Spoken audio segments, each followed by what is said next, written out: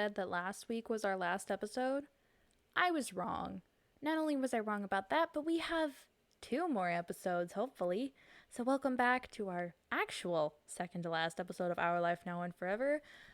This is exciting, guys. I'm just really excited. I'm sad that we're almost done with the game, though. That's like the biggest letdown. But who knows? Hopefully everything will be great. It was empty enough and quiet enough that you could hear the doorknob twist and click. That was all that happened, though. You'd figured somebody would come in. You checked behind you. The door was open a crack, and a person peeked through. From the teeny bit you could see, the person was a kid. Or maybe a short grown-up, maybe? They were only half as tall as the door they were hiding behind. It definitely wasn't your ma coming to get you. Okay, good, because if our mom was that short, genetics are weird in this family. Mrs. Murry was still flipping through a million papers, but she called out from her desk. It's okay. You can come in. Class is over. I forgot her voice, but you know what? That's okay. Then the door got shoved all the way open and bumped into the wall. After trying not to get noticed, being called out that way made whoever it was confident. Oh, who's this? They stood in the doorway and put their hands on their hips. Their hair on the head, I can't read. What in the world? The hair on their head was a helmet of sunshine, orange shining and flaming out in rays everywhere. You look like Tamarack. A little. Whoever you are. The person walked right in without looking at what they were seeing. It wasn't the way you or Tamarack had come into class. It was the way Chew had. The way someone who had been there before had. But this wasn't their classroom. None of the students you saw that whole day were this person. In a new school, in a new town, you would have been more amazed if it was somebody you did know. Even though that was true, you almost thought you had met this stranger.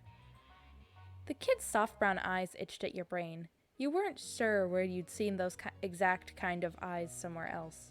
I mean, not the eyes, but this hair is definitely like Tamarack sort of thing going on. Don't think he's related to her, though. It was especially hard to figure it out when their gaze wasn't aimed at you. It had gone to the front, where the teacher was.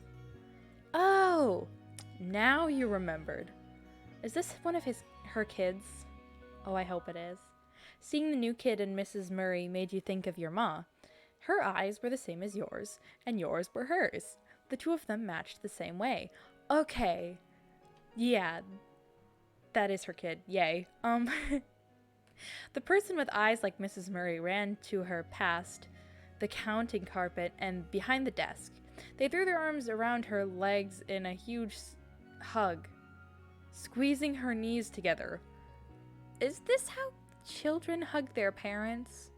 Because if so, I don't think I want them, because that sounds really weird.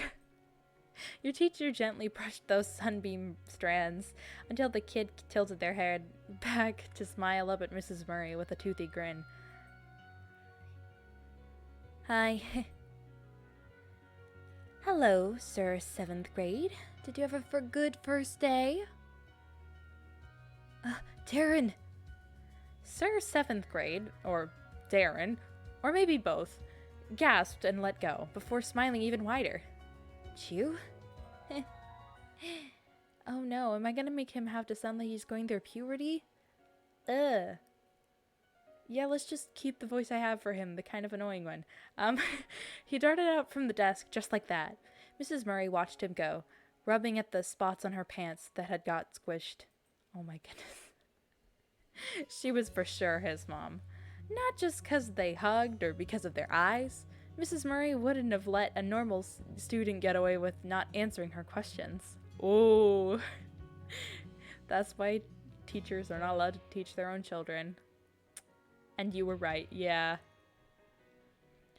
My mom is your teacher? Darren's voice came out bright and loud with a big laugh, though the sound was kinda crackly too.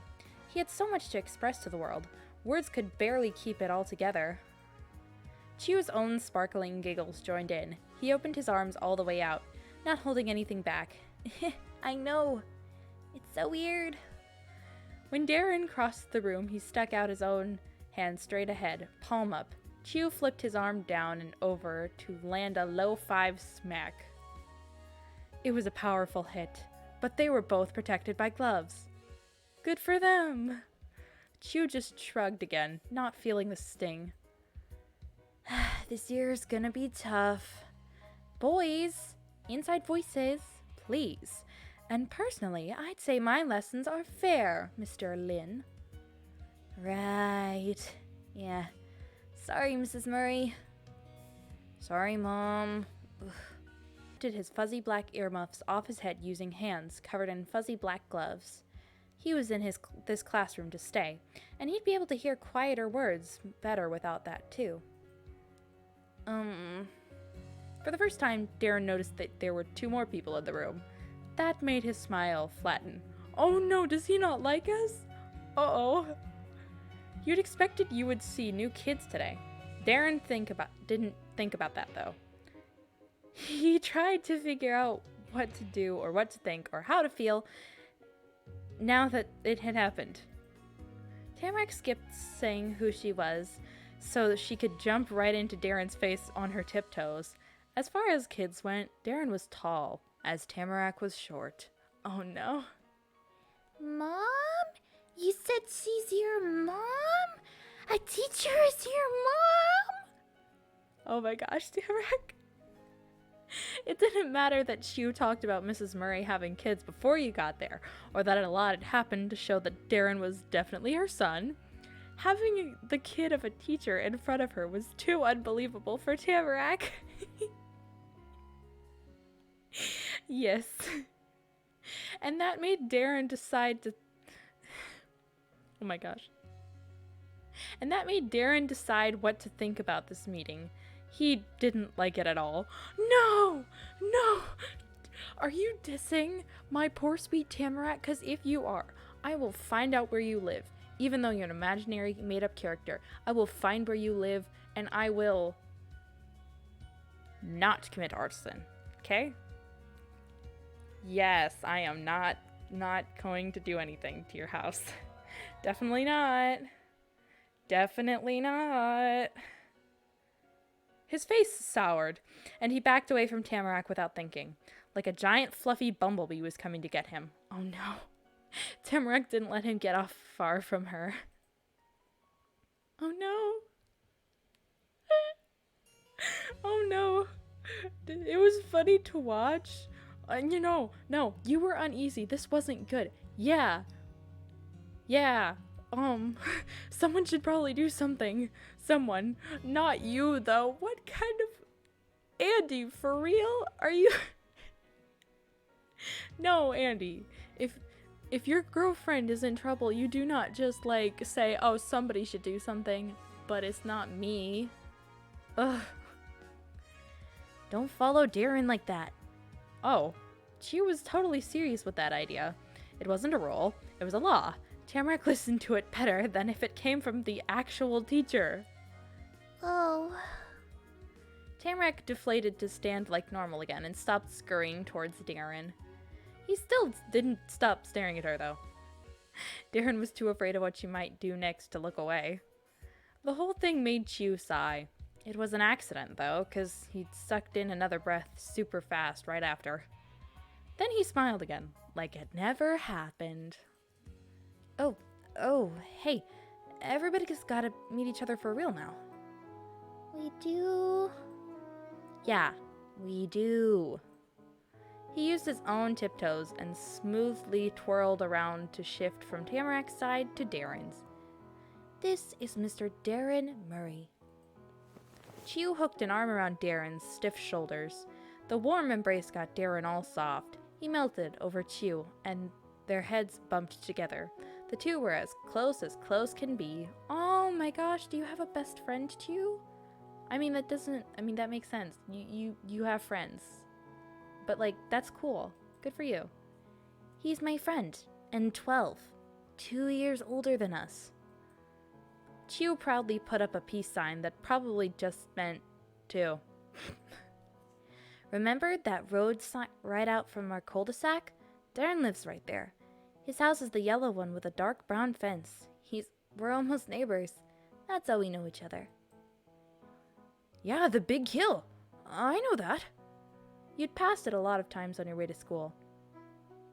You guessed people had to live in them, but you always figured that you would meet a person before seeing where they lived. It was kind of weird thinking you'd gone by his place before you even knew who Mr. Darren Murry was.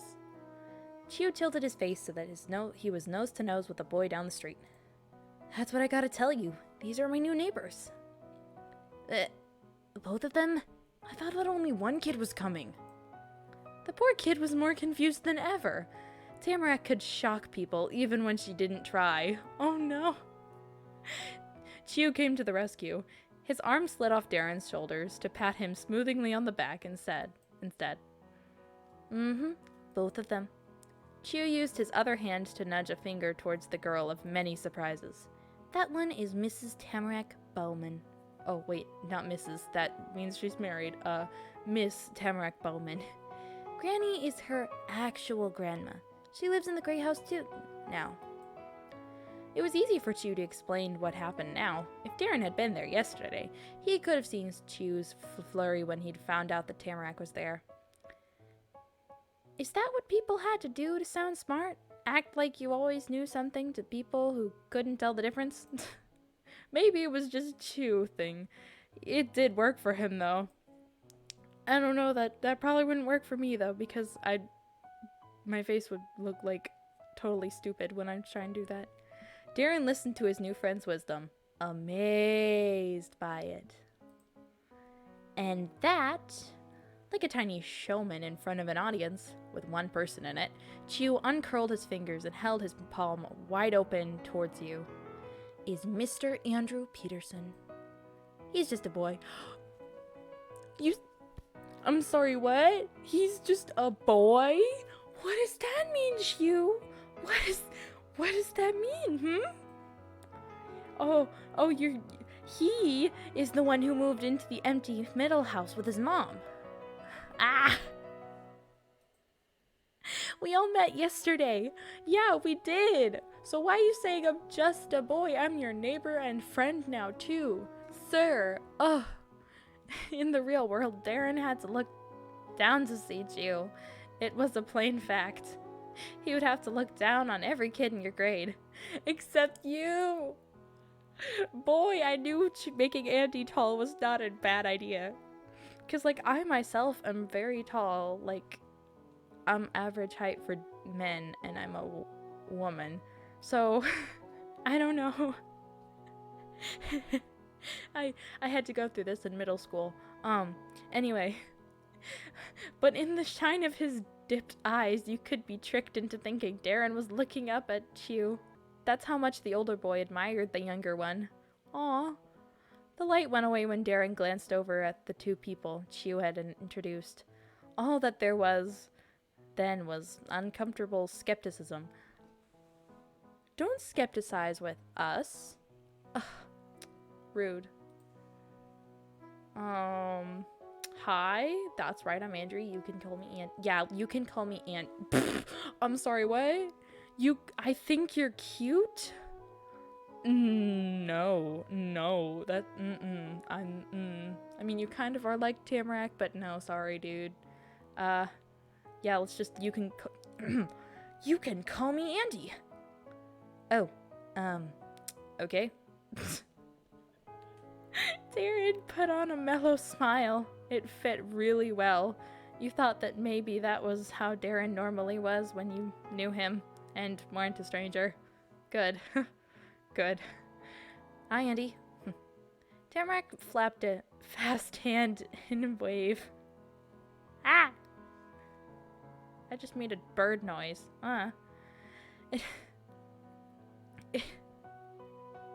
It beat like a buzzing wing of a bee. She kept being like that around Darren, but you didn't think it was on purpose. No, this is just Tamarack being Tamarack. Hi, Darren. His face squished. Oh no, he doesn't like her at all. Oh no. The awkward way Darren was with her still didn't get Tamarack to back down, or even slow down. She had thoughts that needed to be said. No, Tamarack! Oh no! You're both wearing orange sweaters. Tamarack stopped her fluttering. Oh my gosh. Who's wearing an orange sweater? Wait. I guess, no, Choose isn't orange. Is she talking about me? Am I wearing an orange sweater? No, this is red. What? What? You're both wearing orange sweaters. Tamarack stopped her fluttering by clasping her hands together over this important revelation. Darren curled his fingers too, gripping tight around the earmuffs he was still holding. She hadn't said it teasingly, not even the silly kind of teasing. Chew did. But he was bothered by it for some reason. Yeah, we both like orange. Duh. Okay, I added the duh, but seems fitting. It was a short answer, and a very serious one, except for the duh I added at the end.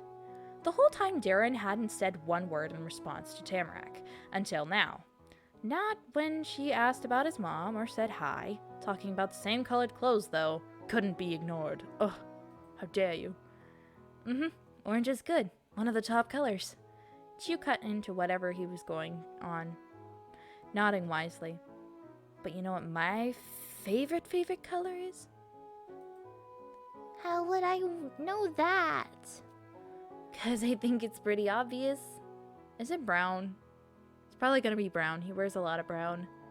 For the second time, he gestured over at Tamarack, but not just any part of her.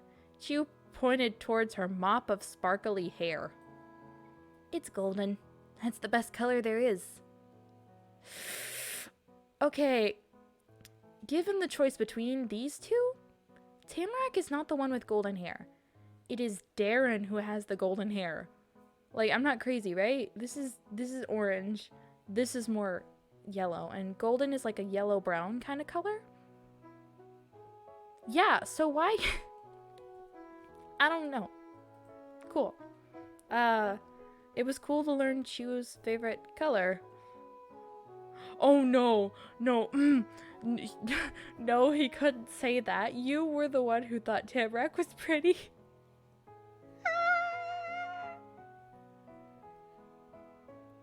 Oh my gosh. No, wait. You know, let's just... Chew was right. Tamarack had nice hair, whether it was gold or not. Let's go with that, because that's a safe option, and this is just really weird. She was the prettiest girl in your class, and your whole school, and the entire town. You were certain. Ooh. My favorite colors are purple, pink, red, yellow, orange. That's a lot of favorites. It's probably about half the colors there are, but alright. Wait, and also, every color Andy likes is my favorite too. What do you mean, pfft? Chew? Tamarack was so sweet, she'd appreciate you no matter what. Yeah, let's go with that. This is just getting way out of hand really quickly. Compared to Tamarack's shouting, Darren responded with a peep. He still didn't want to talk to her, but misunderstandings about color rankings couldn't be made either. Red is my real favorite, but orange is still cool. At that point, everyone had talked about colors they liked, except for you. Huh. I've got a favorite color too. Yeah? What is it? Rainbow, that's not a color. I like gold. No, cranberry. Cranberry, because that's like me and my mom's eyes, apparently. Cranberry? Isn't that a kind of red? No, it's cranberry. And it's my favorite too. Alright, if you say so. Chew took out his trusty notebook out of his pocket.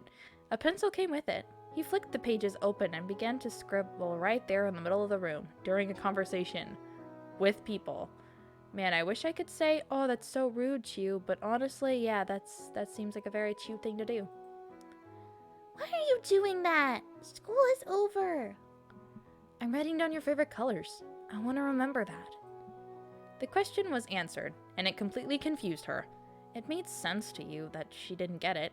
Tamarack didn't write stuff down, even when class was happening. Okay.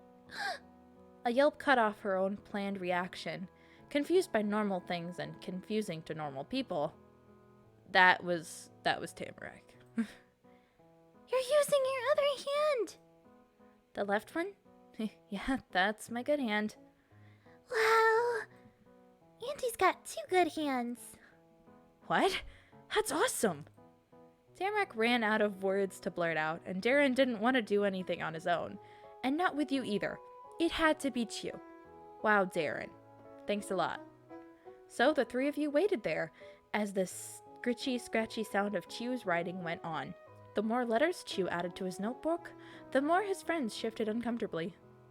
Hey, Autumn, you're coming to my house today, right? Yeah, I am. That was the 3rd quick and direct answer Chew gave while busy with his task, but it had a big impact on Darren. He smiled, relieved. The promise made up for all the stuff Darren hadn't enjoyed since he walked into the classroom, and the 2 new people became a little part of his life. Making a long dash across the paper, probably to underline something, Chew finished off his note to himself and his reply to Darren. Now that Andy and Tamarack are here, I've got to make sure that they get to know the neighborhood. But I can do that and go to your house. The Warren Brown book and pencil were tucked into Chew's pocket. He didn't watch what he was doing. You did. And this time, no papers fell out. Good for you, Chew. You're making progress.